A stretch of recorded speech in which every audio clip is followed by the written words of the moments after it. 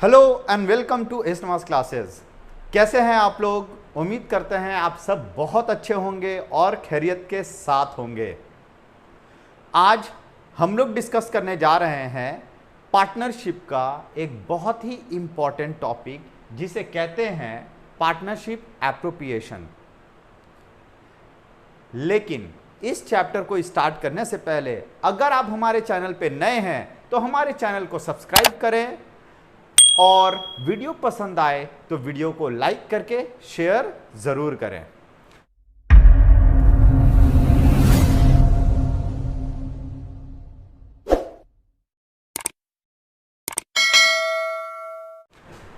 तो चलिए शुरू करते हैं आज के टॉपिक को। आज का जो टॉपिक है वो है पार्टनरशिप एप्रोप्रिएशन। पहले हम लोग लफ्ज एप्रोप्रिएशन का तो मतलब समझ लें। एप्रोप्रिएशन का मतलब होता है बांटना, ठीक है। तो बांटना किसे है? एप्रोप्रिएशन ऑफ प्रॉफिट, प्रॉफिट को बांटना है, ठीक है। तो पार्टनरशिप में प्रॉफिट को बांटना है। तो हम लोग पार्टनरशिप के डेफिनेशन को भी समझ लेते हैं कि पार्टनरशिप कहते किसे हैं। पार्टनरशिप एक ऐसे बिजनेस को कहते हैं जिसमें दो या दो से ज्यादा लोग मिलकर बिजनेस करते हैं और किसी भी बिजनेस का प्रॉफिट अर्न करने के लिए वो एक साथ मिलकर सेम ऑब्जेक्टिव्स के लिए वो लोग बिजनेस करते हैं। तो यहां पे according to section 4 of partnership act, partnership किसे कहते हैं कि partnership is the relationship between two or more person who have agreed to share the profit of the business carried on by all or any one of them acting for all. तो partnership का क्या है? एक ऐसा relationship है दो या दो से ज्यादा लोगों के बीच में who have agreed to share profit, जो जिन लोगों ने प्रॉफिट अर्न करने के लिए एग्री किया है। एग्री किया है मतलब आपस में उन लोगों ने मान लिया है किसी एक टर्म्स एंड कंडीशन को। एग्री किया है मतलब सभी लोग म्यूचुअली एग्री हुए हैं किसी टर्म्स एंड कंडीशन पे और वो लोग बिजनेस कैरी ऑन कर रहे हैं। तो ये सब लोग काम कर सकते हैं या उनमें से कोई एक पार्टनर जो सब के लिए एक्ट करता हो। तो ये रहा पार्टनरशिप बिजनेस। तो इसमें हम लोगों ने ये देखा कि जो दो या दो से ज्यादा लोग आते हैं वो लोग बिजनेस में प्रॉफिट अर्न करने के लिए आते हैं, प्रॉफिट कमाने के लिए आते हैं। तो प्रॉफिट को बांटना ही हमारा इस चैप्टर का मेन मुद्दा है कि किस तरीके से हम लोग हमारे किसी भी साल के प्रॉफिट को हम लोग बांटेंगे। तो यहां पे इस डेफिनेशन का कुछ ऐसा एलिमेंट है। ये एलिमेंट क्या क्या है? सबसे पहला एलिमेंट है कि there must be an agreement. मैंने पहले ही कहा कि एक एग्रीमेंट का होना जरूरी है जिसके तहत सारे पार्टनर्स काम करते हैं। एग्रीमेंट में हर एक चीज लिखा हुआ होना चाहिए। एग्रीमेंट में अगर किसी पार्टनर्स कैपिटल कितना लगा रहे हैं, कौन कौन पार्टनर कितना कैपिटल लगाएगा, प्रॉफिट शेयरिंग रेशियो क्या होगा, कैपिटल जो ये लोग लगा रहे हैं उसके ऊपर इंटरेस्ट कितना मिलेगा, कौन कौन पार्टनर हर महीना कितना विड्रॉ कर सकता है, किन पार्टनर्स को सैलरी कितना मिलेगा, अमाउंट ऑफ सैलरीज कितना होना चाहिए, सैलरी के अलावा भी कुछ और मिलेगा कि नहीं मिलेगा। ये सारा चीज और भी बहुत सारी चीजें हम लोग पार्टनरशिप एग्रीमेंट में देख सकते हैं। इसके अलावा the object of the agreement must be to share the profit of the business. Profit earn करने का एग्रीमेंट मेन ऑब्जेक्टिव होना चाहिए और the business must be carried on by all or any one of the persons acting for all. देखिए अगर तीन partner है तो तीनों पार्टनर मिलकर काम करें एग्रीमेंट के हिसाब से कौन कितना काम करेगा, या फिर दो पार्टनर पैसा लगा देगा और उसमें से एक पार्टनर जो है वो काम करेगा जो सब के बिहाफ में होगा। तो इसे भी हम लोग कह सकते हैं। अब आ जाइए, हमारा जो मेन मुद्दा है इस चैप्टर का वो है प्रॉफिट को बांटना। प्रॉफिट हम लोग किस तरीके से बांट सकते हैं सारे पार्टनर्स के दरमियान में, ठीक है। तो मोड ऑफ एप्रोप्रिएशन क्या होगा, एप्रोप्रिएशन का मोड क्या होगा, किस तरीके से प्रॉफिट को बांटा जाएगा। तो ये किस तरीके से बांटा जाएगा? अभी मैंने पहले ही कहा है कि प्रॉफिट अगर किसी भी पार्टनरशिप का बिजनेस का प्रॉफिट होता है, मान लीजिए किसी पार्टनरशिप का प्रॉफिट हुआ है 10,000, तो ये 10,000 रुपया किस तरीके से बटेगा सारे पार्टनर्स में, मान लो 2 पार्टनर है, ए है और बी है, इस ए और बी में ये 10,000 का मुनाफा किस तरीके से बटेगा, क्या क्या टर्म्स एंड कंडीशन होना चाहिए इस 10,000 को बांटने का, तो यही मोड ऑफ एप्रोप्रिएशन है। तो ये सारा चीज एग्रीमेंट के हिसाब से होता है। ये 10,000 को अगर बांटा जाएगा तो ए और बी के दरमियान कैसा एग्रीमेंट बनेगा कि वो प्रॉफिट ए और बी के बीच में बटेगा। अलग अलग तरीका हो सकता है बटने का, कि मान लो कि 10,000 में से इनके दरमियान ये एग्रीमेंट हुआ है कि भैया अगर साल के दौरान में प्रॉफिट अगर 10,000 होता है तो 10,000 में से ए बोलेगा कि उसे, ए कहेगा कि भैया मुझे पहले ही 500 रुपया दे देना, क्यों इस 10,000 में से 500 रुपया मुझे पहले ही दे देना क्योंकि मैंने बिजनेस में ज़्यादा ड्यूटी दिया है। बी भी कहेगा कि चलो भाई इसमें से 10,000 मुझे मिलना चाहिए, 1,000 रुपया मुझे मिलना चाहिए, जो क्योंकि मैंने हमारे बिजनेस का, हमारे फर्म का बहुत बड़ा काम करवा दिया है। तो ये लोग कहेंगे कि ठीक है भाई, जो बच जाएगा वो लोग क्या करेंगे, इक्वली बांटेंगे। तो बचा कितना, 10,000 में से 500 ए ने ले लिया, 10,000 में से 1,000 रुपया बी ने ले लिया, मतलब 1,500 रुपया ये लोग ऑलरेडी बांट चुके हैं। तो ये बांटे एग्रीमेंट के हिसाब से ना ही बांटे हैं, तो एग्रीमेंट जो इनके दरमियान था उसके हिसाब से ये लोग 500 और 1,000 ले लिए, तो बच गया कितना, 8,500 रुपया। ये 8,500 रुपया जो बच गया, ए और बी कह रहे हैं कि ठीक है, हम लोग जो प्रॉफिट होगा एग्रीमेंट के हिसाब से ये लोग इक्वली बांटेंगे। तो 4,500 को अगर ये लोग इक्वली बांटें तो कितना बांटेंगे, 4250 तो 500, तो ये टोटल कितना हो गया, अगर 500 और 4250 को ऐड करेंगे हम लोग तो 4750 होगा। उसी तरीके से इसे अगर ऐड करेंगे तो 5250 होगा। तो इन दोनों को ऐड करें 10,000 होता है। मिस्टर ए को टोटल 4750 मिल रहा है और मिस्टर बी को टोटल 5250 मिल रहा है। तो हम लोग यहां से देख सकते हैं कि टोटल 10,000 रुपया ऐसे बटा है। तो ये बटना ही एप्रोप्रिएशन का मेन मुद्दा है कि हम लोग प्रॉफिट्स को पार्टनर के दरमियान में एग्रीमेंट के हिसाब से कैसे बांटेंगे। ये जो टोटल प्रॉफिट होता है, इस प्रॉफिट में से पार्टनर्स को जो शेयर मिलना चाहिए वो एग्रीमेंट के हिसाब से होना चाहिए। एग्रीमेंट में अगर लिखा है कि भैया पार्टनर्स को सैलरी मिलना है तो ही दिया जाएगा। एग्रीमेंट में अगर लिखा है कि पार्टनर अगर लोन दे तो उसके ऊपर इंटरेस्ट दिया जाएगा तो ही हम देंगे।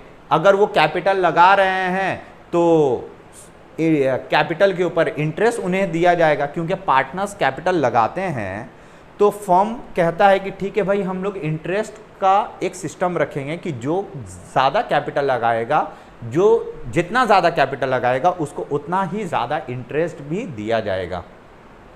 तो पार्टनर भी सोचेंगे कि भैया उनके घर में जो पैसा लगा है, रखा हुआ है, वो भी बिजनेस में लाकर लगा दें ताकि उनको ज़्यादा इंटरेस्ट कमाने का मौका मिलेगा। तो इंटरेस्ट ऑन कैपिटल उनको मिल जाए, या फिर किस किस पार्टनर को सैलरी मिलना चाहिए, क्योंकि पार्टनर्स भी बिजनेस में काम करते हैं तो उनको उनका सैलरी भी मिलना चाहिए। इसके अलावा कमीशन वगैरह भी एग्रीमेंट में रहना चाहिए कि कौन से पार्टनर को कमीशन दिया जाएगा। ठीक है, तो सारा चीज़ प्रॉफिट जो डिवाइड होता है वो एग्रीमेंट के हिसाब से होता है। तो हमारे लिए मेन चीज़ क्या हो गया, मेन प्रोविज़न हो गया एग्रीमेंट। एग्रीमेंट अगर है तो एग्रीमेंट के हिसाब से ही बटेगा, लेकिन अगर एग्रीमेंट नहीं है तो क्या करेंगे। पार्टनरशिप का अगर एग्रीमेंट नहीं है, लिखा नहीं है कि प्रॉफिट या लॉस शेयर किस रेशियो में होगा, या किसी पार्टनर को इंटरेस्ट ऑन कैपिटल देना है कि नहीं देना है, किसी पार्टनर ने लोन दिया है तो उसको इंटरेस्ट मिलना चाहिए कि नहीं मिलना चाहिए, कौन से पार्टनर को सैलरी मिलेगा, किस पार्टनर को कमीशन मिलेगा, अगर ये सब कुछ भी एग्रीमेंट में अगर मेंशन नहीं है तब सारे पार्टनर्स के बीच में घमासान हो सकता है, उनमें झगड़ा, लड़ाई, टकरार हो सकता है। तो अगर एग्रीमेंट अगर नहीं है तब क्या करना होगा, तब कुछ नहीं माना जाएगा। अगर पार्टनरशिप एग्रीमेंट में अगर पार्टनरशिप एग्रीमेंट अगर एब्सेंट है, अगर पार्टनरशिप एग्रीमेंट अगर नहीं है, तब क्या होगा, कोई भी पार्टनर कुछ भी क्लेम करेगा वो दिया नहीं जाएगा। मान लो कोई पार्टनर बोलता है हमने बहुत ज़्यादा मेहनत किया बिजनेस के लिए, दिन रात काम किया है, तो मुझे सैलरी मिलना चाहिए।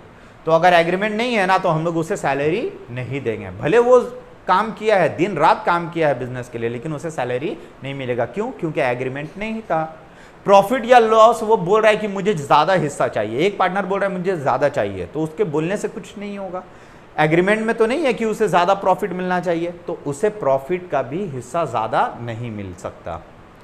तो अगर एग्रीमेंट नहीं है तो किसी भी पार्टनर को कुछ भी स्पेशल चीज़ नहीं दिया जाएगा सिवाय दो चीज़ों के।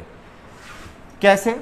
देखिए, अगर एग्रीमेंट एब्सेंट है, एग्रीमेंट नहीं है बिजनेस में, तो क्या आएगा? प्रोविजन ऑफ सेक्शन 13 आ जाएगा। सेक्शन 13 कूद पड़ेगा। सेक्शन 13 कहेगा पार्टनरशिप एक्ट का कि भैया अगर एग्रीमेंट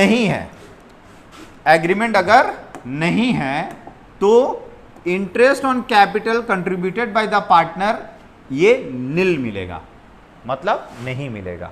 किसी पार्टनर ने कैपिटल दिया है तो उसके ऊपर इंटरेस्ट नहीं दिया जाएगा। ठीक है?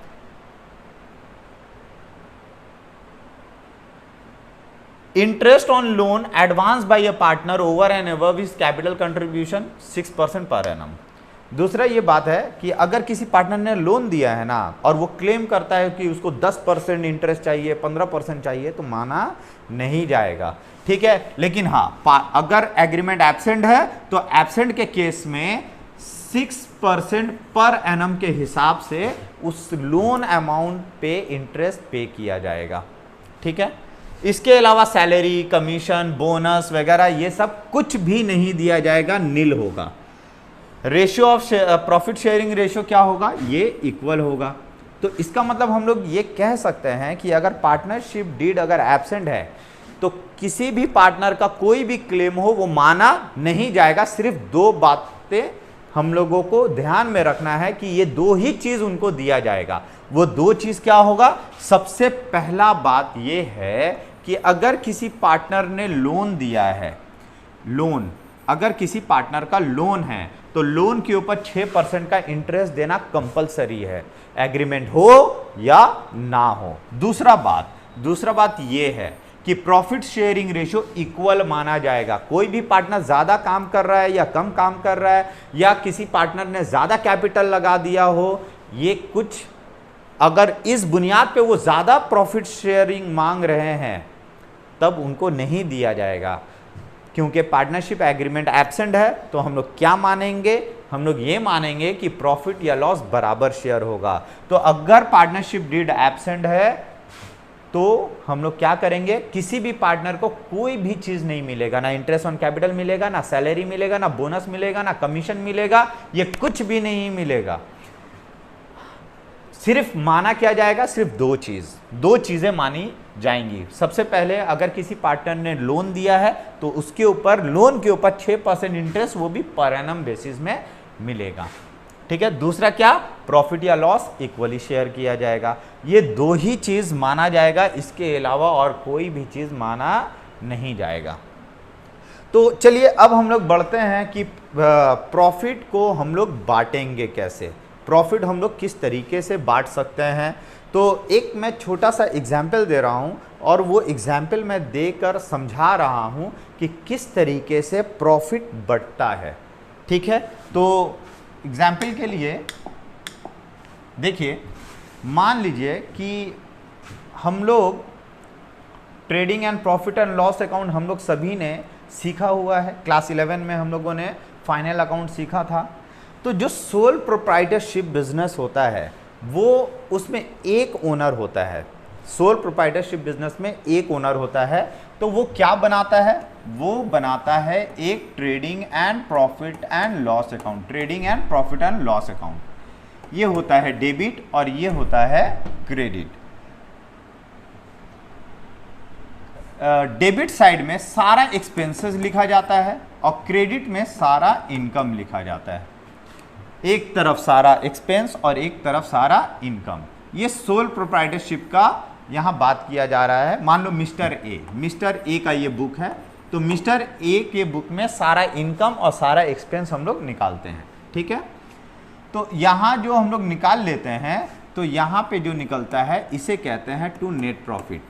टू नेट प्रॉफिट, ये नेट प्रॉफिट जितना भी होता है, मान लो कि इनकम जो हुआ है वो कुल मिलाकर 1.5 लाख रुपया का इनकम हुआ और एक्सपेंस जो हो गया वो 50,000 का एक्सपेंस हो गया। इनकम से अपने एक्सपेंस को माइनस करेंगे तो 1 लाख रुपया का मुनाफा बचेगा।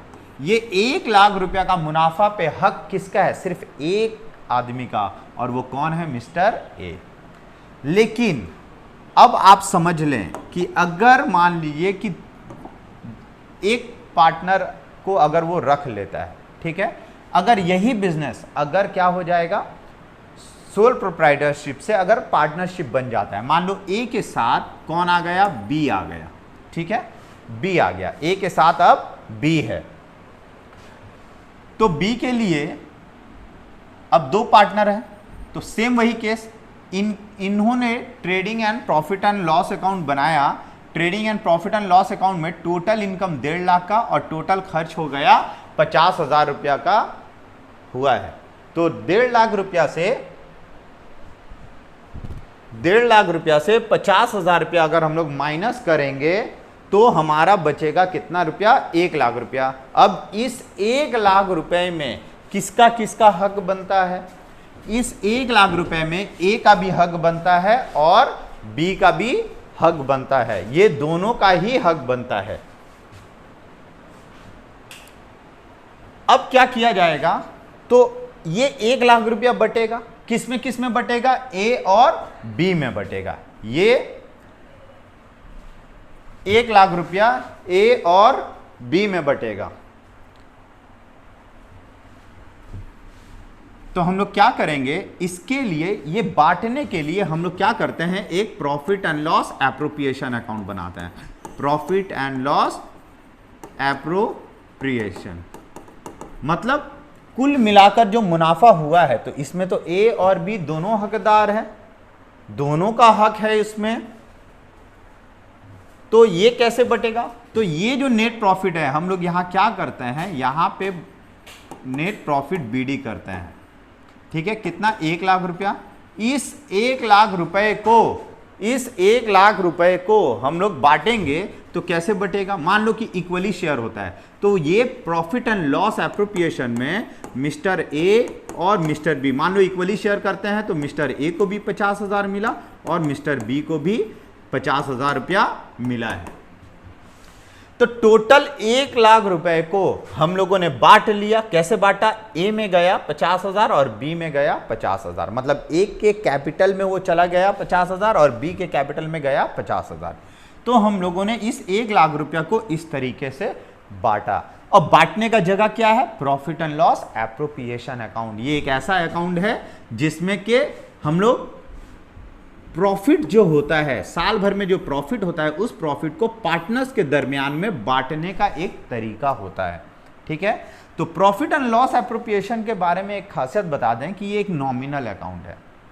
ठीक है, इस नॉमिनल अकाउंट के क्रेडिट साइड में इनकम होता है। और इनकम क्या? फर्म के नजरिया से देखें, पार्टनरशिप फर्म के नजरिया से, तो फर्म के लिए कुछ भी इनकम होगा लेकिन पार्टनर से इनकम होगा। ये एप्रोप्रिएशन ना सिर्फ पार्टनर्स रिलेटेड है और कोई इसमें नहीं होगा, सिर्फ पार्टनर रिलेटेड इनकम और पार्टनर रिलेटेड एक्सपेंस ही यहां आता है और कुछ नहीं आएगा, सिर्फ पार्टनर रिलेटेड आएगा। तो पार्टनर से फर्म क्या इनकम कमा रहा है वो क्रेडिट होगा। पार्टनर को फर्म क्या क्या दे रहा है, तो फर्म के लिए एक्सपेंस हुआ ना, तो एक्सपेंस कहां जाएगा? डेबिट में। ठीक है, तो इस एप्रोप्रिएशन में क्या होता है कि एक नॉमिनल अकाउंट है जिसके क्रेडिट में पार्टनर रिलेटेड इनकम जाता है और डेबिट में पार्टनर रिलेटेड एक्सपेंस दिया। मान लो कि फर्म पार्टनर को सैलरी दे रहा है, तो फर्म के लिए तो खर्च है ना, पार्टनरशिप फर्म जो बिजनेस है उसके लिए तो खर्च है, तो खर्च है तो सैलरी डेबिट। अगर मान लो कि फर्म अगर इंटरेस्ट ऑन कैपिटल देता है तो वो भी खर्च है, तो वो भी डेबिट होगा। ठीक है, तो ये 1 लाख रुपया हम लोगों ने कैसे बांटा, ये हमारा मेन मुद्दा है। ठीक है, बांटने का और भी तरीका हो सकता है। देखिए किस तरीके से बांटने का तरीका हो सकता है कि मान लीजिए कि ये 1 लाख रुपया था, टोटल मुनाफा 1 लाख रुपया है। पार्टनर्स कितने हैं? पार्टनर्स हैं 2, एक है ए और एक है बी। चलिए आ जाते हैं, ये हो गया टोटल। ठीक है, टोटल 1 लाख रुपया को बांटना है ए और बी में। ठीक है, मैंने कहा एप्रोप्रिएशन जो है वो बांटने का तरीका है कि 1 लाख टोटल प्रॉफिट को कैसे बांटा जाएगा। देखिए, मान लीजिए कि सैलरी मिलना है, कितना मिलना है? सैलरीज पर एनम बेसिस में ए को 5,000 रुपया मिलता है और बी को कितना मिलना चाहिए? बी को मिलना चाहिए 15,000 रुपया। ये लोग सैलरी बनता है, तो ये सैलरी पार्टनर्स को कहां से मिलेगा? इसी प्रॉफिट से ही मिलेगा। तो चलो भाई, इन लोगों का कुल मिलाकर कितना मिल गया? 20,000 रुपया इनके दरमियान में बढ़ गया, मतलब 1 लाख में से 20,000 इनके दरमियान में बढ़ गया। मान लो बोनस देना है, तो ए को बोनस देना है, ए को बोनस देना है 10,000 रुपया और बी को बोनस नहीं देना है। तो बी को बोनस नहीं देना है, तो कुल मिलाकर 10,000 रुपया फिर से बढ़ गया। 10,000 जो बटा वो ए में 10,000 चला गया और बी में 0 गया। और क्या, मान लो कमीशन बेसिस है, कमीशन ए को कमीशन मिलता है 5,000 और बी को भी कमीशन मिलता है 5,000। तो फिर से 10,000 रुपया कुछ ऐसे बटा है कि ए में 5,000 और बी में 5,000 बटा। तो अब तक हम लोगों ने कितना बांट लिया? अब तक हम लोगों ने कितना बांट लिया? अब तक हम लोगों ने 40,000 रुपया को कैसे कैसे बांटा है भाई? ऐसे ऐसे बटा। तो ए को मिला है 20 और बी को भी मिला है 20,000 रुपया। तो 40,000 कुछ इस तरीके से बटने पे ए को मिला 20 और बी को भी मिला 20। तो चलो थोड़ा सा एग्जाम्पल अलग करते हैं। मान लेते हैं कि इसको 8,000 मिला है और इसको मिला है 2,000। 10,000 में 8,000 इसको और इसको 10,000 मिला है। 15 8 ये हो गया 23,000 और ये हो गया है 17,000। ठीक है, तो ये 40,000 रुपया, एक को मिला 23,000 और एक को मिला 17,000। तो अब आप यहां पे देखें, कुल मिलाकर तो मुनाफा 1 लाख था, 1 लाख बटना था पार्टनर्स के दरमियान में। 1 लाख में से 40,000 ऑलरेडी बढ़ गया इनमें, तो बचा कितना? मान लो बचा 60,000 रुपया। ठीक है, और इन लोग प्रॉफिट या लॉस 3:2 के रेशियो में करते हैं। प्रॉफिट या फिर 5:1 के रेशियो में करते हैं। प्रॉफिट शेयरिंग रेशियो जो है वो 5:1 है, मतलब टोटल 5 और 1 6 हिस्सा होता है। 6 हिस्से में से 5 हिस्सा मिलेगा ए को और 1 हिस्सा मिलेगा बी को।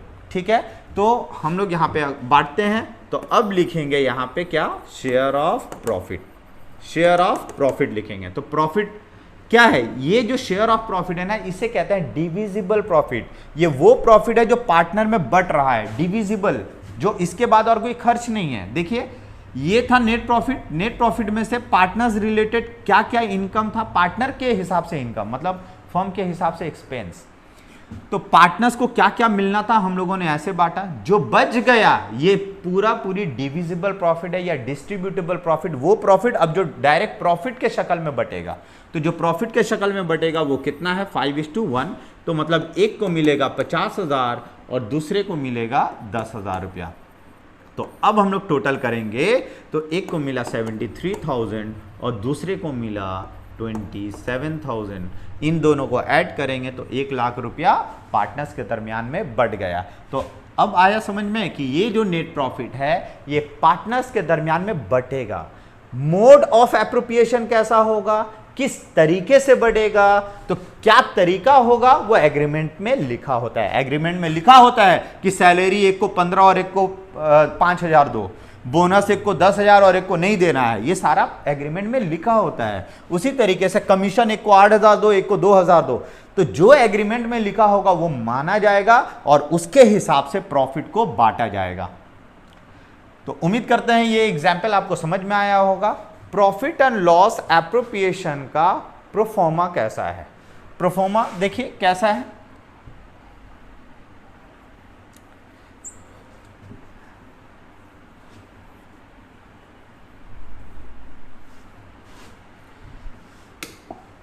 ये हमारा profit and loss appropriation account है। प्रॉफिट एंड लॉस एप्रोप्रिएशन में एक तरफ होता है डेबिट और एक तरफ होता है क्रेडिट।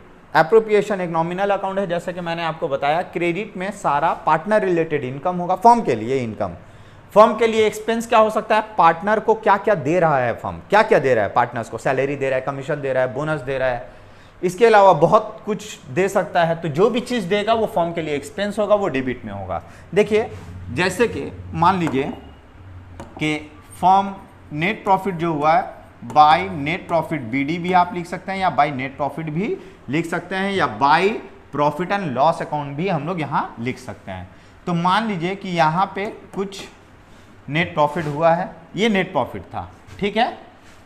इस नेट प्रॉफिट से क्या क्या दिया जा रहा है पार्टनर्स को, मान लो पार्टनर्स ने कैपिटल दिया है बिजनेस में, तो इस कैपिटल के ऊपर इंटरेस्ट भरेगा बिजनेस, ठीक है। बिजनेस इंटरेस्ट ऑन कैपिटल देगा, पार्टनर्स को दिया जाता है इसलिए क्योंकि पार्टनर्स लोग और बढ़ चढ़कर कैपिटल लगाएंगे, ज्यादा प्रॉफिट ज्यादा इंटरेस्ट अर्न करने के लिए। तो ये एक्सपेंस है, तो टू इंटरेस्ट ऑन कैपिटल दिया जाएगा। मान लेते हैं हम यहाँ पे दो पार्टनर है, एक ए है और एक बी है, तो मान लेते हैं ए को भी और बी को भी, दोनों को इंटरेस्ट ऑन कैपिटल मिल रहा है, मिल जाएगा तो बाहर चला जाएगा। इसके अलावा मान लेते हैं टू पार्टनर सैलरीज दिया जा रहा है, ठीक है, पार्टनर्स को सैलरीज, तो सैलरीज दिया जा रहा है ए को भी और बी को भी, तो इसको और इसको दोनों को मिल रहा है, ठीक है, इन दोनों पार्टनर्स को मिल रहा है। मान लेते हैं टू पार्टनर्स कमीशन, कमीशन भी मिल रहा है, तो मान लेते हैं सिर्फ बी को कमीशन मिल रहा है, तो सिर्फ एक बंदे को मिल रहा है, तो डायरेक्ट आप बाहर लिख सकते हैं, अंदर लिखने का कोई ज़रूरत नहीं है। इसके अलावा टू पार्टनर्स बोनस, किसी पार्टनर को बोनस मिल रहा है, मान लेते हैं ए को मिल रहा है, तो डायरेक्ट एक को ही मिल रहा है, तो बाहर गया। इसके अलावा कुछ इनकम क्या हो सकता है, फर्म के लिए क्या इनकम है, देखिए पार्टनर लोग क्या करते हैं ना, ड्राइंग करते रहते हैं बिजनेस से पैसा निकाल लिया, जब तब निकाल लिया। अरे भाई बिजनेस से पैसा ही निकालते रहोगे तो बिजनेस क्या करोगे, है ना। इसके लिए फर्म बोलता है कि देखो भाई, अगर आप बिजनेस से विड्रॉ कर रहे हो तो आप अगर विड्रॉ करोगे तो आप इंटरेस्ट भरोगे बिजनेस को, तो आपको इंटरेस्ट भरना पड़ेगा। तो ऐसे करने पे क्या होगा, थोड़ा रोक लग जाएगा कि पार्टनर्स जो है सोच समझ के ही बिजनेस से पैसा निकालेंगे। वो तो डर जाएंगे कि अरे भाई हम बिजनेस से पैसा अगर निकालेंगे, है ना, तो हमें इंटरेस्ट उस पर भरना पड़ेगा। तो इसलिए पार्टनर्स जो है अवॉइड करते हैं ड्राइंग करना, ठीक है। तो इसके लिए पार्टनरशिप बिजनेस का एक लौता इनकम एप्रोप्रिएशन का होता है, वो इंटरेस्ट ऑन ड्राइंग होता है। क्या होता है वो, इंटरेस्ट ऑन ड्राइंग। तो यहां पे हम लोग लिख सकते हैं to by interest on drawing. मान लेते हैं दोनों ही पार्टनर ने ड्राइंग किया है, और मिस्टर ए और मिस्टर बी दोनों का ड्राइंग जो है उसके ऊपर का इंटरेस्ट आएगा। याद रखना यहाँ ड्राइंग नहीं लिखना है, यहाँ पे ड्राइंग के ऊपर कितना इंटरेस्ट होता है वो लिखना है। तो ये हो गया इंटरेस्ट और ये बाहर जाएगा। अब मान लो कि फर्म कभी कभी बोलता है ना, भैया हम प्रॉफिट बांट रहे हैं, हम 1 लाख रुपया बांटेंगे, 1 लाख रुपया बांटेंगे, लेकिन 10,000 रुपया छोड़ के बांटेंगे। 10,000 रुपया ना बिजनेस के बुरे वक्त के लिए छोड़ देते हैं। 90,000 बांट लो, पार्टनर लोग आप लोग 90,000 बांट लो, 10,000 रुपया रख दो। तो ये 10,000 भी तो बटा है, किसके नाम पे बटा है, तो किसके नाम पे बटा है, वो जनरल रिजर्व के तौर पे बढ़ गया। जनरल रिजर्व, ये जनरल रिजर्व वो जगह होता है जो जहां पे फ्यूचर पर्पस के लिए फर्म पहले से मजबूत होने के लिए, कुछ अनहोनी को निपटने के लिए फर्म यहाँ कुछ कुछ पैसा रखते रहता है। जैसे हम लोग अपने घरों में पैसा जमा करते हैं ना, बच्चे पैसा जमा करते हैं, पिगी बैंक वगैरह होता है, तो उसमें पैसा जमा करते हैं ना। हो सकता है कोई बुरा वक्त में उस पिगी बैंक को तोड़ेंगे और वहाँ से पैसा निकालेंगे और निकाल कर हम लोग इस्तेमाल करेंगे, ठीक है। उसी तरीके से ये रिजर्व, तो मान लेते हैं रिजर्व में कुछ पैसा ट्रांसफर कर दिया, ये भी एप्रोप्रिएशन का ही हिस्सा है कि मेरे पास 1 लाख था, 1 लाख में से 10,000 जनरल रिजर्व वाले को दे दिया और बाकी का 90,000 हम लोग दोनों पार्टनर आपस में बांट लिए। ऐसा भी एप्रोप्रिएशन हो सकता है। इसके अलावा जो बच जाएगा उसे कहेंगे डिविजिबल प्रॉफिट। क्या कहेंगे, डिविजिबल प्रॉफिट, ठीक है, डिविजिबल प्रॉफिट। ये डिविजिबल प्रॉफिट ए का और बी के हिस्से में आएगा। तो जितना भी प्रॉफिट बच गया उस प्रॉफिट को हम लोग ए और बी, मतलब जो दो पार्टनर हमने माना है ए और बी के दरमियान में, वो प्रॉफिट बढ़ जाएगा। ये इनका जो PSR है, PSR का मतलब होता है प्रॉफिट शेयरिंग रेशियो में ये बढ़ जाना है, ठीक है। तो ये तो हमारा हो गया कि profit and loss appropriation account हम लोग किस तरीके से बनाते हैं, क्या उसका प्रोफोर्मा होगा, ये उसका प्रोफोर्मा है। एक लौता इनकम इंटरेस्ट ऑन ड्राइंग यहाँ क्रेडिट में आएगा, बाकी सारा आइटम डेबिट में आता है, जैसे कि interest on capital, partners salaries, partners commission, partners bonus. एक और चीज आप लिख सकते हैं यहाँ पे एक और चीज लिख सकते हैं हम लोग यहाँ पे टू पार्टनर्स लोन, पार्टनर का लोन के ऊपर इंटरेस्ट आता है, डैश देके मैंने लिख दिया इंटरेस्ट। मान लेते हैं बी को इंटरेस्ट मिला, अब हम लोग यहाँ पे टू जनरल रिजर्व जो हमने लिखा था वो सबसे लास्ट में जनरल रिजर्व को हमने दे दिया। तो अगर कोई पार्टनर लोन देता है ना तो उसके ऊपर उसको इंटरेस्ट मिलेगा। एग्रीमेंट अगर है तो एग्रीमेंट के हिसाब से जितना एग्रीमेंट में लिखा होगा 2%, 5%, 10%, 20%, 50% एग्रीमेंट में जो होगा हमें देना होगा पार्टनर को जिसने लोन दिया है। अगर एग्रीमेंट नहीं है तो हम लोग कितना देंगे, 6% देंगे, ठीक है। तो ये था हमारा एप्रोप्रिएशन। अब हम लोग लेंगे एक सम्स जिसके द्वारा हम लोग क्या करेंगे, सम्स यहाँ कंप्लीट करेंगे और आपको और भी ज़्यादा अच्छा से समझ में आ जाएगा। तो इसको हम लोग मिटा देते हैं यहाँ पे और सम्स पढ़ते हैं। क्या है सम्स, देखिए एक प्रॉब्लम हम लोग लेते हैं। ये प्रॉब्लम क्या है पढ़ते हैं, लेकिन ये पढ़ने से पहले यहाँ पे अगर आप इंटरेस्ट ऑन ड्राइंग अगर है, इंटरेस्ट ऑन ड्राइंग, तो इंटरेस्ट ऑन ड्राइंग रिलेटेड यहाँ कुछ नोट्स तैयार किया गया है। इस नोट्स को आप ज़रूर देखें और इस नोट्स को ज़रूर पढ़ें। जो हम लोग क्रेडिट साइड में एक लौता इनकम दिखा रहे थे इंटरेस्ट ऑन ड्राइंग, ये इंटरेस्ट ऑन ड्राइंग अलग अलग केस होता है। ये सारा केस हम लोग पढ़ लेते हैं शॉर्ट में कि क्या है कि ड्राइंग अलग अलग तरीके से किया जा सकता है। एक पार्टनर अलग अलग तरीके से ड्राइंग कर सकता है। कैसे ड्राइंग कर सकता है, मान लो साल के किसी एक पर्टिकुलर पीरियड में ड्रॉ किया, डेट दिया हुआ है तो डेट के अकॉर्डिंगली आप उसके ऊपर इंटरेस्ट चार्ज कीजिएगा। पार्टनर ने ड्राइंग कब किया, तो जब किया उस वक्त से लेके आखिरी डेट तक, जब तक उसने लौटाया नहीं तब तक उसके ऊपर इंटरेस्ट चार्ज होगा ना।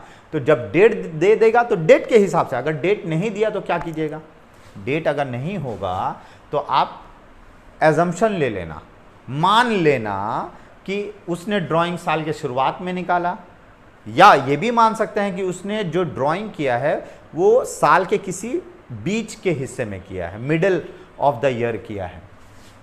तो if the date of drawing is given in the problem, अगर प्रॉब्लम में ड्राइंग का डेट अगर गिवन है, then interest on drawing will be calculated according to date, date के हिसाब से कैलकुलेट होगा। जो मैंने बोला कि अगर डेट दिया हुआ है तो डेट के अकॉर्डिंगली चार्ज होगा। दूसरा ये बात है कि if date is not given in the problem, अगर प्रॉब्लम में डेट नहीं है then interest on drawing will be calculated for 6 month, तो 6 महीने का कैलकुलेट करना है। अगर डेट नहीं है तो आप एज्यूम कर लेना कि मिडल ऑफ द ईयर में ड्राइंग किया गया है, तो उसके हिसाब से 6 महीने का ही इंटरेस्ट कैलकुलेट करना। ये ज़रूरी नहीं है, अगर आप वर्किंग नोट में लिख दोगे कि पार्टनर ने ड्राइंग किया है साल के शुरुआत में, तो आपके एजम्पशन के हिसाब से आप उसके ऊपर पूरे साल का भी इंटरेस्ट चार्ज कर सकते हैं। लेकिन अब तीसरे नंबर पॉइंट से पढ़ें।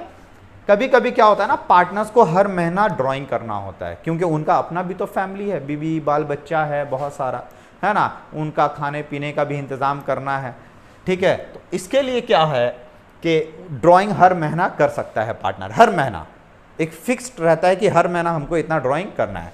तो यहाँ पे if drawing is made at the beginning of each month, ये ईच मंथ वाला कंसेप्ट है, हर बार देखना यहाँ पे ईच मंथ वाला कंसेप्ट है। क्या ईच मंथ वाला कंसेप्ट है, if the date of drawing is beginning of each month, हर महीने के शुरुआत में, हर महीने जनवरी, फेब, मार्च, अप्रैल, मई, जून, हर महीने के शुरुआत में, हर महीने के 1 तारीख को अगर वो ड्राइंग करता है, then interest will be calculated for 6.5 month. तो इंटरेस्ट कितना महीने का कैलकुलेट करना, आप 6.5 मंथ का कैलकुलेट करना। मान लो एग्जाम्पल के तौर पे एक पार्टनर हर महीना 500 विड्रॉ करता है, हर महीना कितना विड्रॉ करता है, 500, और एक साल में कितना महीना होता है, 12 महीना। तो 12 महीने में उसने कुछ इतना कर लिया, और इंटरेस्ट का जो रेट है, इंटरेस्ट का जो रेट है वो 10% है। तो मान लेते हैं ये टोटल ड्राइंग हो गया, एक महीने में 500, तो 12 महीने में कितना हो गया, 6000।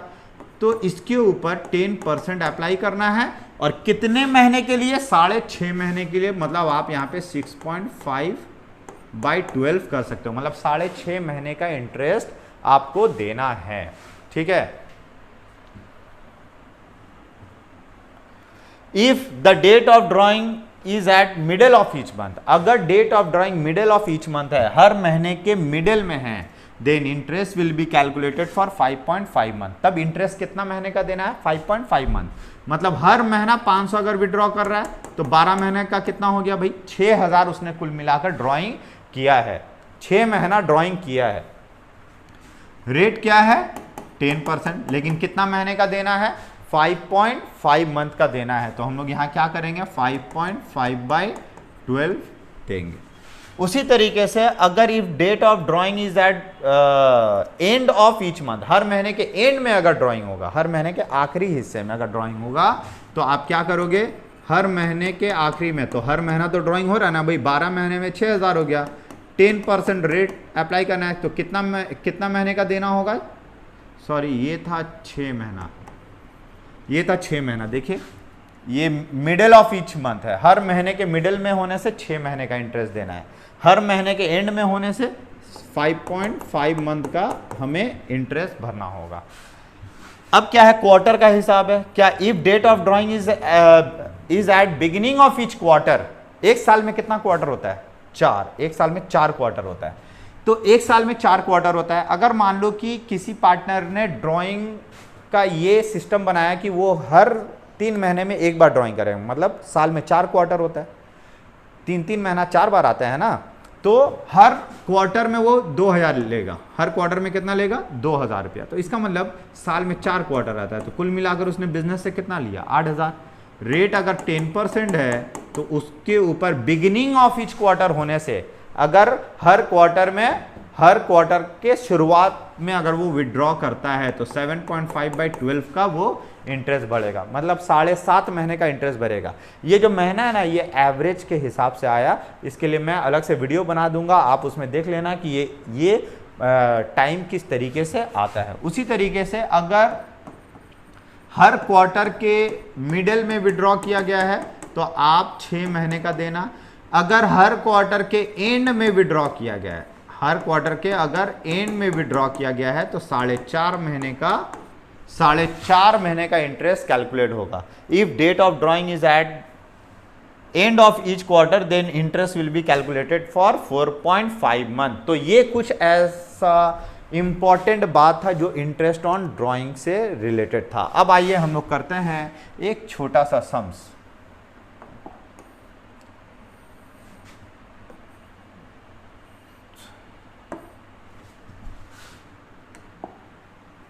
यहां पे अगर हम लोग पहला क्वेश्चन अगर देखते हैं कि A and B are partners in a firm sharing profit and losses equally.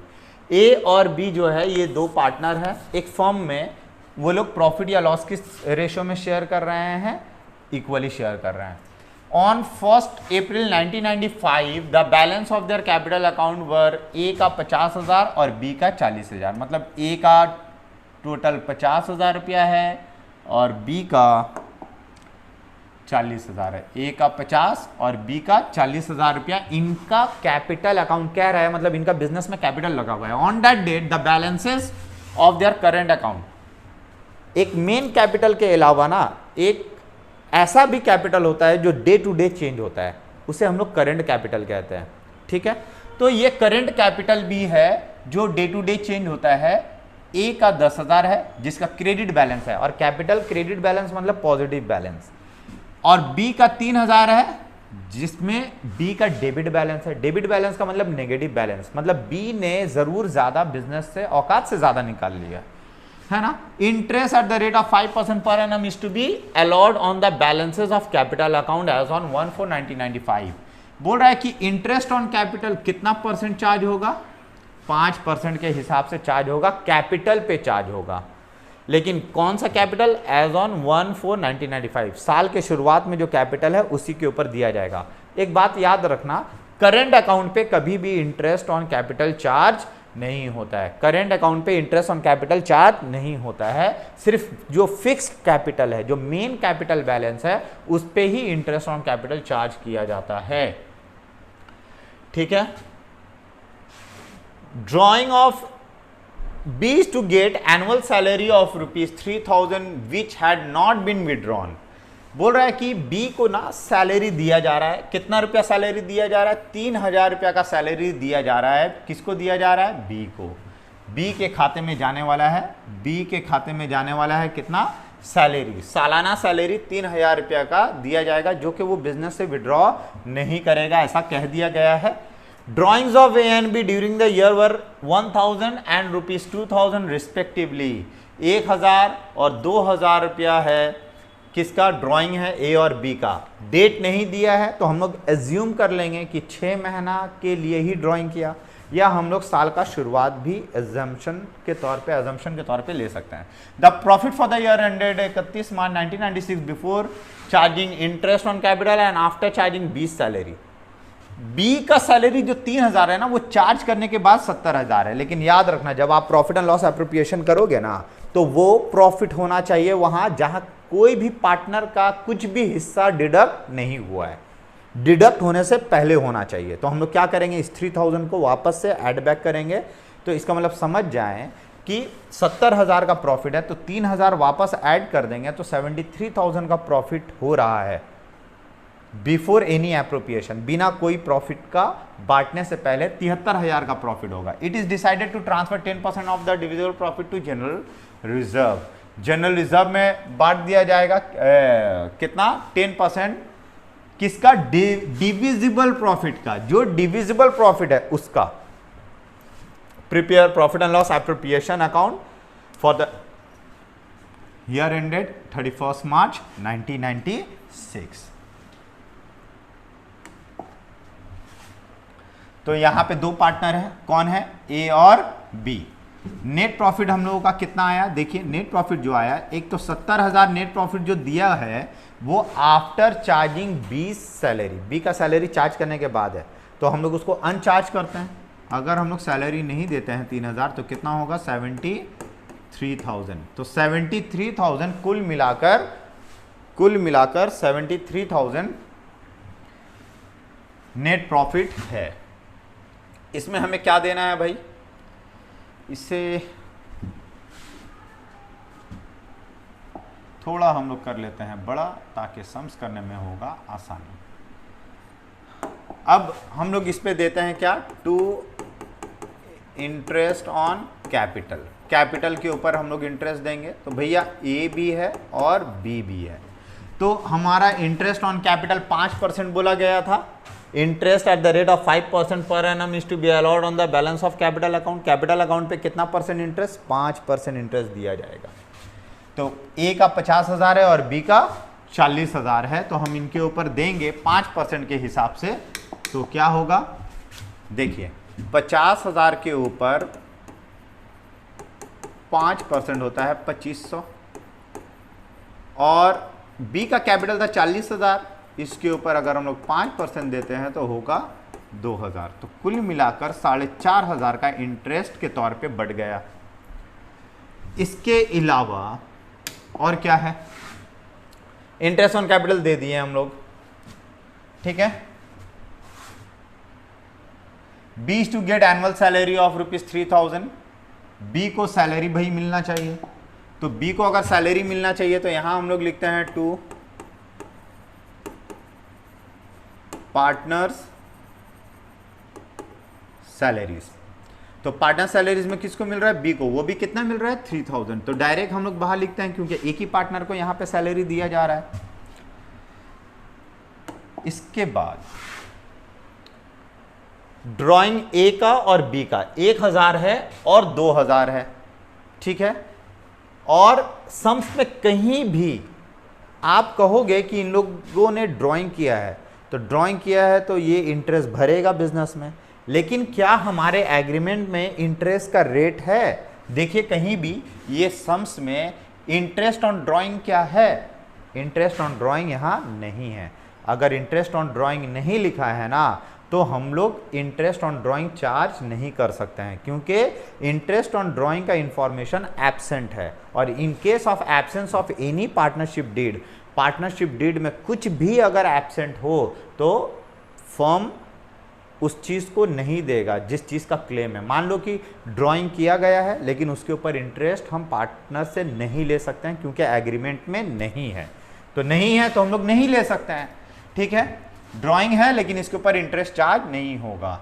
और प्रॉफिट तो हम लोगों ने लिख लिया, और it is decided to transfer 10% of the divisible profit to general reserve. अब डिविजिबल प्रॉफिट का 10% जनरल रिजर्व में ट्रांसफर करना है डिविजिबल प्रॉफिट का।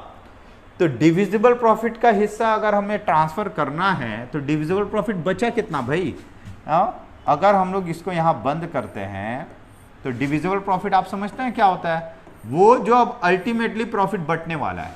देखिए ये 73,000 है, इसको हम लोग लिखेंगे और इस 73,000 से हम लोग लेस करेंगे 4,500, ठीक है। और क्या लेस करेंगे? ये 3,000 लेस करेंगे, तो कुल मिलाकर 7,500 हम लोग 73,000 से लेस करेंगे, तो ये हम डिविजिबल प्रॉफिट कह सकते हैं, ठीक है। अगर 73,000 से 4,500 और 3,000 अगर हम लोग माइनस कर देते हैं तो हमारा आएगा 65,500 आएगा, ठीक है। तो अभी जो मेरा आ रहा है यहाँ पे 65,500 का मेरा डिविजिबल प्रॉफिट। लेकिन हाँ, ये डिविजिबल कब होता? अगर हमें जनरल रिजर्व में ट्रांसफर करना नहीं पड़ता। लेकिन हमें क्या बोला? डिविजिबल प्रॉफिट का 10% जनरल रिजर्व में ट्रांसफर करना है, डिविजिबल प्रॉफिट का। तो भैया ये डिविजिबल प्रॉफिट नहीं है, अभी तो जनरल रिजर्व में ट्रांसफर होना बाकी है टू जनरल रिजर्व। तो जनरल रिजर्व में जो हम लोग ट्रांसफर करने वाले हैं डिविजिबल प्रॉफिट का 10% करने वाले हैं। और डिविजिबल प्रॉफिट उस वक्त तक नहीं आएगा जब तक आप जनरल रिजर्व नहीं दीजिएगा, और जनरल रिजर्व उस वक्त तक नहीं निकलेगा जब तक आप डिविजिबल प्रॉफिट नहीं निकाल लेते हैं। दोनों एक दूसरे के ऊपर डिपेंडेंट है, ठीक है। तो जब ऐसा हो, क्योंकि आपको डिविजिबल प्रॉफिट नहीं पता है, मान लीजिए कि ये डिविजिबल प्रॉफिट 100 है, मान लीजिए ये डिविजिबल प्रॉफिट 100 है, 100 रुपया। जो चीज नहीं पता हो ना उसको आप 100 मान लो, ठीक है। मान लेते हैं ये डिविजिबल प्रॉफिट 100 रुपया है, तो आपको डिविजिबल प्रॉफिट पे जनरल रिजर्व कितना देना है? 10% सेंट में 10, मतलब 100 में 10, तो 10 रुपया रिजर्व के तौर पे देना है। इसका मतलब रिजर्व देने से पहले, बिफोर चार्जिंग रिजर्व, आपका प्रॉफिट कितना हो रहा है? 100 और 10 मिला के कितना हो गया? 110। इसका मतलब अभी जो प्रॉफिट हमने 65,500 आपको दिखाया उसमें रिजर्व भी है, मतलब उसमें रिजर्व भी है और उसमें डिविजिबल प्रॉफिट भी है, दोनों है ना, दो हिस्सा है। हमने क्या माना? डिविजिबल प्रॉफिट हमें नहीं पता, क्योंकि जब तक रिजर्व नहीं डालेंगे डिविजिबल प्रॉफिट नहीं निकल सकता है। तो हम मान लेते हैं कि जो डिविजिबल प्रॉफिट है वो 100 है, तो मान लिए 100 है, तो 100 का 10% आप निकालिएगा तो 10 रुपया होगा, तो 10 रुपया आपका रिजर्व है। तो डिविजिबल प्रॉफिट 100 है और रिजर्व आपने 10 रुपया दे दिया है। अगर आप रिजर्व नहीं देते हैं तो आपका कितना होता है? 110। ये दोनों मिला के 110, मतलब आप इस प्रॉफिट से ये प्रॉफिट जो लेस किए, ये वो प्रॉफिट है जिसमें के अभी तक आपने ना रिजर्व दिया ना आपका डिविजिबल प्रॉफिट निकला, ये दोनों ही नहीं है। तो इसका मतलब क्या? डिविजिबल प्रॉफिट और रिजर्व ये दोनों मिलाकर अभी 110 जो होता है, अभी का जो प्रॉफिट है ये 65,500 जो आ रहा है आपका, ये वो प्रॉफिट है जिसमें रिजर्व भी शामिल है और जिसमें डिविजिबल प्रॉफिट है। तो दोनों मिला के कितना होता है? 110। तो ये प्रॉफिट अगर 110% है तो आपको निकाल क्या रहे हैं? General reserve. तो जनरल रिजर्व कितना होगा, मतलब 10 क्या होगा, आप वो निकालिए। मतलब 65,500 जो है वो 110 है, तो 10 क्या होगा आप ये निकालें। तो आप इसको 10 से मल्टीप्लाई कर दें और 110 से डिवाइड कर दें, तो कितना आएगा? 5955 अकॉर्ड, कितना आएगा? 5955। तो यहां पे आ रहा है 5955। तो ये जनरल रिजर्व में आपने ट्रांसफर किया। तो इसका मतलब ये है कि आपका जो डिविजिबल प्रॉफिट बच रहा है ना, टू डिविजिबल प्रॉफिट, तो जो डिविजिबल प्रॉफिट बचेगा वो कितना बचेगा आपका? आपका बच रहा है 5955 1.5 0 के अराउंड आपका डिविजिबल प्रॉफिट बच रहा है। सॉरी, इतना नहीं बचेगा, 59545 ये बट रहा है, क्योंकि हमने इसी के ऊपर 10%, आप 10% निकालिए, देखिए ये आ गया। इसके ऊपर अगर आप 10% निकालते हैं 59545 वापस से रिजर्व आ गया ना, तो ये होता है डिविजिबल प्रॉफिट जिसका 10% रिजर्व ये देखिए है। तो हमें तो पहले नहीं था, इसलिए हम लोगों ने यहाँ पे इतना बड़ा खेल रचा। ये डिविजिबल प्रॉफिट है, ये बटेगा किसमें, ए और बी में बटेगा। तो ए और बी के दरमियान का कोई रेशियो गिवन है क्या? देखिए अगर हम लोग रेशियो की तरफ जाते हैं तो ए और बी जो था वो प्रॉफिट एंड लॉस कैसे शेयर कर रहा था, इक्वली शेयर कर रहा था। तो हम लोग इस प्रॉफिट को भी हम लोग क्या बांटने वाले हैं, इक्वली बांटेंगे। तो चलो भाई 59545 को अगर हम लोग इक्वली बांटते हैं, यहां ब्रैकेट में लिख दे रहे हैं इक्वली, तो इक्वली अगर हम लोग बांटते हैं तो ये होता है 29,772। तो एक को मिलेगा 29,772 और एक को मिलेगा 29,773, क्योंकि 0.5 में आ रहा है तो एक को 0.5 50 पैसा ज़्यादा, एक को 50 पैसा कम दे देते हैं। तो टोटल में आपका इतना आना चाहिए, मतलब 59,545 आना चाहिए। तो ये हम लोगों ने क्या किया, हम लोगों ने देखा कि किस तरीके से profit and loss appropriation account बनता है। ठीक है, इस तरीके से बनता है। और आप लोग ज़्यादा से ज़्यादा कोशिश करें इसको घर पे और भी क्वेश्चन सॉल्व करने का कोशिश करें। आपसे सारा क्वेश्चन बन जाएगा। अगर आपसे नहीं बनता है तो आप कमेंट बॉक्स में ज़रूर अपना क्वेश्चन भेजें, हम लोग सॉल्व करके भेजने की कोशिश करेंगे। बहुत बहुत शुक्रिया, आज के लिए इतना ही। मिलते हैं हमारे नेक्स्ट क्लास में। Thank you.